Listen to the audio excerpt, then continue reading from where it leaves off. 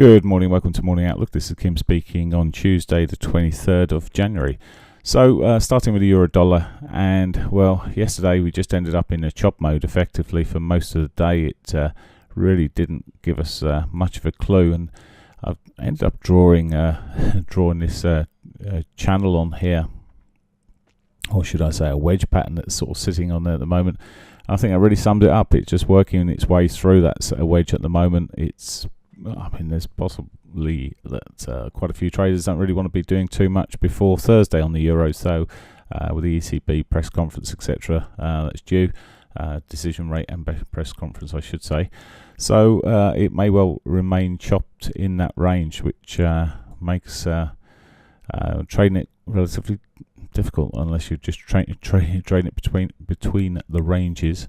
For now, it's just on the trend line here. If it breaks that, well, maybe it'll break out that range, but maybe it'll just come back down to the S1 and stop and just remain in range. So as I say, difficult shout for me at the moment with the euro. I really need a sort of a breakout, and maybe a breakout that proper range that I've got here on this 4-hourly chart.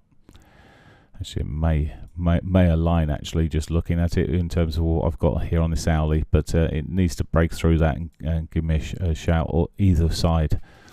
Okay, so at the moment, just expecting that to consolidate. The pound, well, let's come back to the dailies first. Well and truly, that was a really good day yesterday. Closed up pretty high towards the end of the candle, which normally suggests a bit of a follow-on, but at the moment there's still that signs of it's a bit weird where the divergence sitting between the candles, but arguably there's still a divergence running through this market, but with weekly pivot untouched below, but not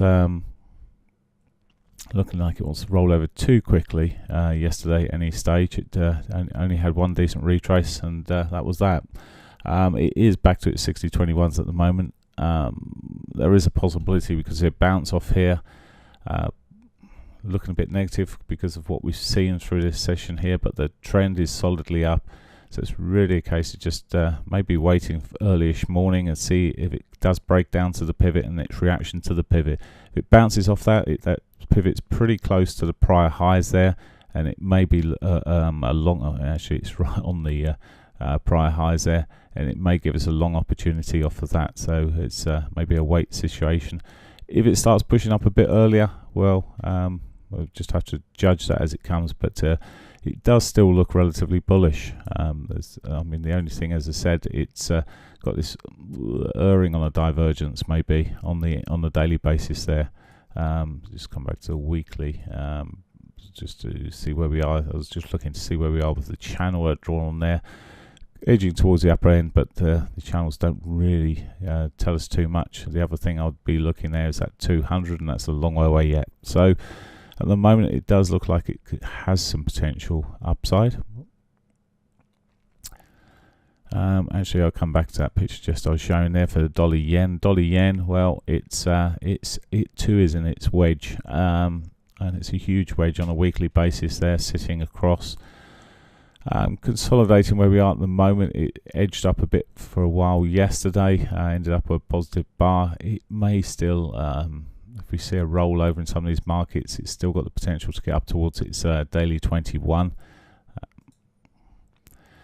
It's quite choppy on this 4-hourly. You can see over last week it was relatively choppy. Got a bit of a trend towards the end of the week, but it's choppy where it's sitting at the moment. It's not the clearest market when you come to the hourly.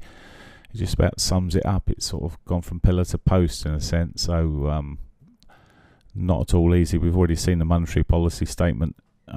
We've seen the rate out, I should say. I haven't seen the statement comments myself yet, but that was due out earlier this morning. But that hasn't really done too much at all there. So, okay, that's the yen. Looking then at the Aussie dollar. So Aussie dollar, well, last week, again, but if it is sold off this morning quite strongly already. Last week it sort of diverged depending on how you looked at it. Has broken down at the moment, and it's through its weekly pivot, so it's ticked that box off. It will be interesting to see how it reacts to its 50 here. If it starts breaking through that, we could be on for a bigger correction here. It has had a decent run up, but coming down to this 60-minute time frame, it has had a more choppy couple of days. And well, I've done an ABC correction arguably. Even the highs yesterday were sort of diverging in the earlier session there, and this morning rather, and it does look like, well, it may have some further downside at the moment, getting a bit oversold maybe, but that 6200 looks like a potential.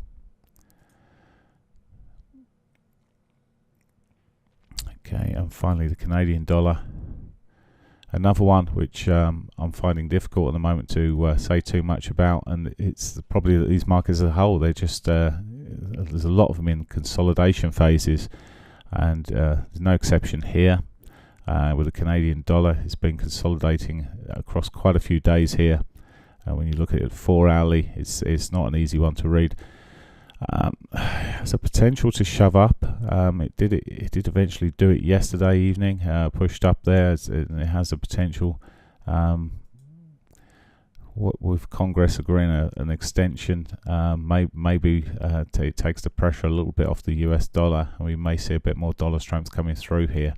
I was drawing trend lines on here yesterday. Well, it never broke those at the time. Maybe it's got a chance of actually pushing up now. Sorry, it sold off yesterday. I was saying pushed up. I was looking at the 4 hourly. That was last Friday. It pushed up there. It's well, at the moment heading up to R1, but as I say, pretty choppy. It's R1 will have resistance with it from prior highs there. It's got a number of highs that sit around that sort of area, so it will be interesting to see if it holds or not. But and as I say, another choppy one when you come out and look at that 4 hourly. Okay, that's it for me. So there we go. That's it for me. News-wise today, I should say, there's just a couple of things there coming through. There's the Davos meetings going on. So the World Economic Forum, which is due to start today. Public sector septic it's just as good as public sector borrowing there at 9:30. Well, it never really does too much, but may create a little bit of volatility. And then you've got the German economic sentiment at 10, which again is they're very both weak numbers in terms of real volatility or trend. Okay, that's it for me. Have a good day. Bye for now.